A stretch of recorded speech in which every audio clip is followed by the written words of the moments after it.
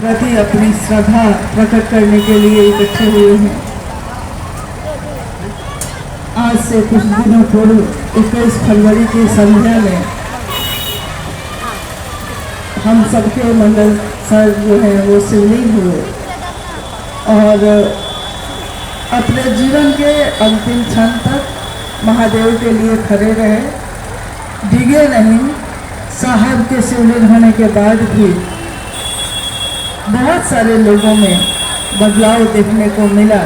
परंतु मंडल सर एक ऐसे शख्स है, एक ऐसे शिव शिष्य हैं जिन्होंने साहब के सानिध्य में रहकर एक निष्ठता सीखी, एक निष्ठ रहे, निष्ठा रही उनकी। एक को ही जाना उन्होंने,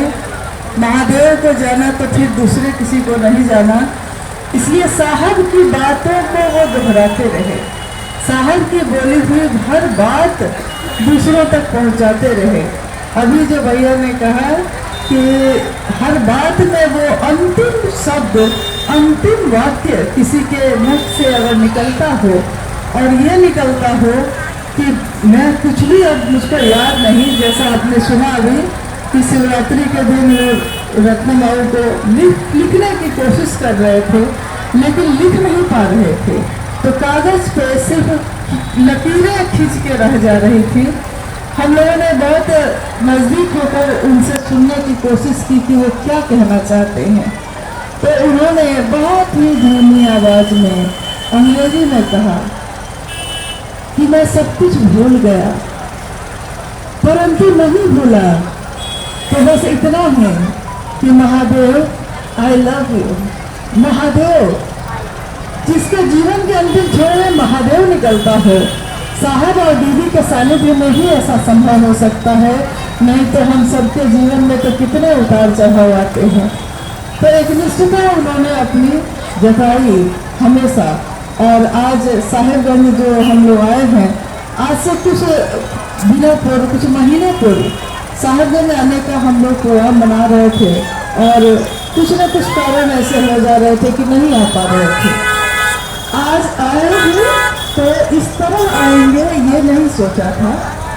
मैंने तो यही सोचा था कि जिस तरह ज़्यादातर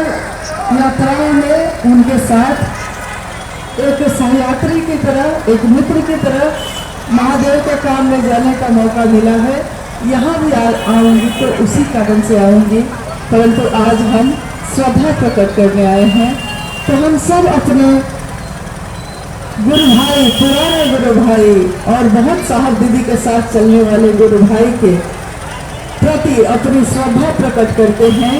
कि आज वो साहब और दीदी के साथ शिव के पास हैं और अपना आशीर्वाद हम सभी शिष्यों को बरसा रहे हैं। साहब और दीदी अक्सर उनसे बातें करते रहते थे और आज भी ऐसा महसूस हो रहा है कि जैसे वो कहीं गए नहीं हैं, उसी तरह बातें कर रहे हैं। अरे फिकिर नॉट, क्यों, हाँ मिजाज, यही बात कर रहे हैं और दूसरों से भी यही समझने की प्रेरणा दे रहे हैं। आप सब यहाँ आए हैं, आप देख ही रहे हैं, उनका परिवार यहाँ रहता है और उनका आवास है यहाँ, घर है यहाँ, जगह कम है और उसी में सारी व्यवस्था है और व्यवस्था में ही महादेव के लोगों की व्यवस्था होती है। तो आप सभी से अनुरोध है कि जो लोग दर्शन कर चुके, श्रद्धांजलि अर्पित कर चुके हैं, प्रसाद भी ग्रहण कर चुके हैं और जिनकी गाड़ियां हैं, अब धीरे धीरे अपने घर की तरफ प्रस्थान करें और यही मन में लेकर जाइएगा कि शिव के लोग, साहब दीदी के लोग हमेशा एक ही रास्ते पे चलते हैं, कभी अपना रास्ता नहीं बदलते, अपने जीवन के हर क्षण में, अंतिम क्षण में भी महादेव की ही गूंज खुद में भी रखते हैं और दूसरों के जीवन में भी घोलते हैं। हम सबको भी, दुनिया के हर व्यक्ति के जीवन में ये मधुर ध्वनि घोलनी है, इसलिए जीवन कम है, अल्प है और काम बहुत ज़्यादा है।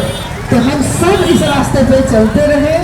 अडिग होकर चलते रहे, इसी का अनुरोध करते हुए आप सभी को मेरा प्रणाम है। आप सभी को